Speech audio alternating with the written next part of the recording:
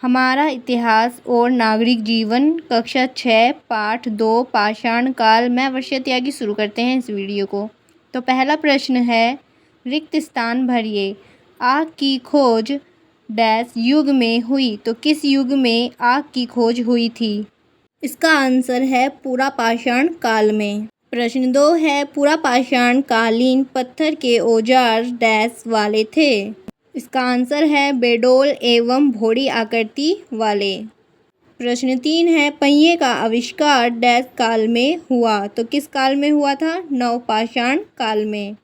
अब करते हैं प्रश्न उत्तर। पहला प्रश्न है, पाषाण युग को किसकी विशेषताओं के आधार पर बांटा गया है? तो इसका उत्तर है, पाषाण का मतलब होता है पत्थर और काल का मतलब होता है समय। तो इस प्रकार पाषाण अर्थात पत्थर, काल अर्थात समय, मानव ने अपनी रक्षा और भूख मिटाने के लिए सर्वप्रथम पत्थर के औजारों का ही सबसे अधिक उपयोग किया। इसलिए इस युग को पाषाण काल कहते हैं, पत्थर वाला काल कहते हैं। पत्थर से बने औजारों में समय समय पर परिवर्तन हुए हैं। इसी आधार पर पाषाण युग को 3 भागों में बांटा गया है। सबसे पहले जो हथियार बनाए गए थे, जो औजार बनाए थे, उन्होंने किससे बनाए थे? पत्थर से। तो इसलिए पाषाण काल। तो पहला है पूरा पाषाण काल, दूसरा मध्य पाषाण काल, तीसरा नवपाषाण काल। अब करते हैं प्रश्न 2। मानव ने आग जलाना कैसे सीखा? तो इसका उत्तर है, प्राचीन मानव औजार बनाने के लिए एक पत्थर पर दूसरे पत्थर से चोट मारते थे। इस प्रक्रिया में पत्थरों के आपस में टकराने पर चिंगारी निकली होगी और इस प्रकार मानव ने आग जलाना सीखा होगा।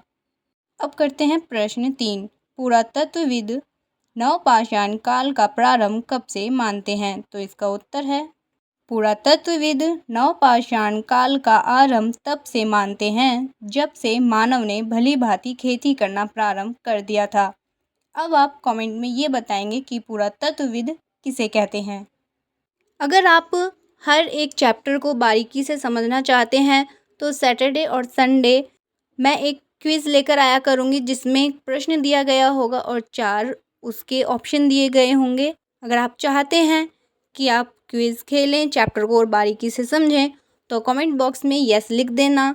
और आप सबसे पहले किस सब्जेक्ट का क्विज़ चाहते हैं ये भी बता देना। अब करते हैं प्रश्न 4। पाषाण युगीन मानव अपने औजार किन किन वस्तुओं से बनाते थे? तो इसका उत्तर है, पाषाण युगीन मानव अपने औजार प्रारंभ में पत्थरों से बनाते थे। बाद में वे तांबे, जस्ते, कांसे आदि धातुओं के प्रयोग से अपने औजार बनाने लगे। अब करते हैं प्रश्न 5।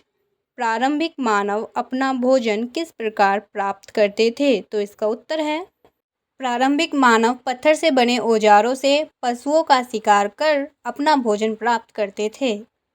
प्रश्न 6 है, मध्य पाषाण काल में हुई प्राकृतिक परिवर्तन का मानव जीवन पर क्या प्रभाव पड़ा? तो इसका उत्तर है, मध्य पाषाण काल में प्रकृति में अनेक परिवर्तन हुए जिसका प्रभाव मानव जीवन पर पड़ा।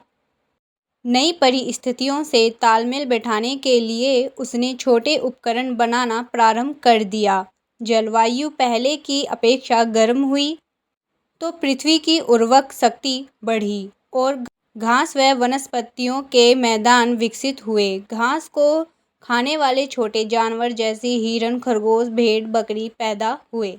मानव इन घासों को एकत्र करने लगी। इन घासों में कई आज के अनाजों की पूर्वज थी। इनका प्रयोग मानव ने भोजन में किया। इस प्रकार मध्य पाषाण युग में मानव संग्राहक बन गया और उसने कुत्ता पालना शुरू कर दिया।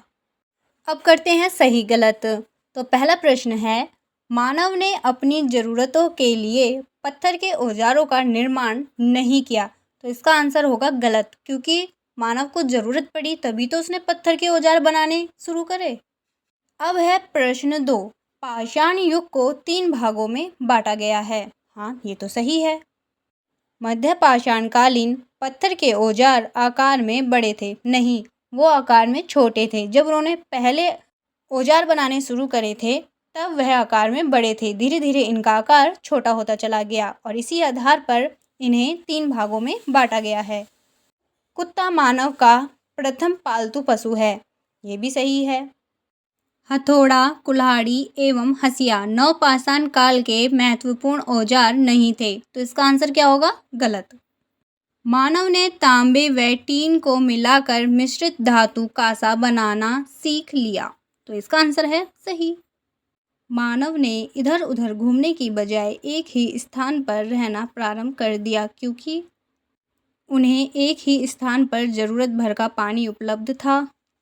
उनके पशुओं के लिए चारा पर्याप्त था। उन्होंने खेती करना शुरू कर दिया था। जंगली जानवर पर्याप्त मात्रा में मिलने लगे। उपयुक्त में जो सही हो उससे संबंधित गोले को काला करिए। तो उसका सही आंसर है ग, क्योंकि उन्होंने खेती करना शुरू कर दिया था, इसलिए वह एक स्थान पर रहने लगे। वीडियो अच्छी लगी है तो लाइक करें, शेयर करें और नए हैं तो चैनल को सब्सक्राइब करें। मिलते हैं फिर नई वीडियो में। Thanks for watching.